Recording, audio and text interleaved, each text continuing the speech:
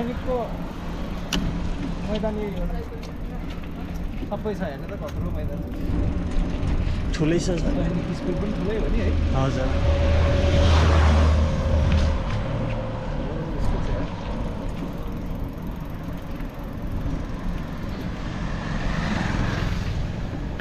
टुरी खेलै जस्तो छ हजुर है हजुर ल पहिला मलाई के अब सबै सरकार जति बारे पनि भयो हजुर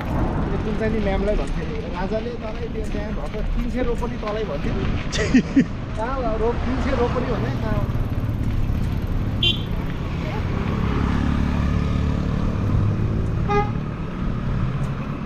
अहिले पनि केही नभए 150-200 रोपनी त बाँकी नै छ भन्थ्यो के हो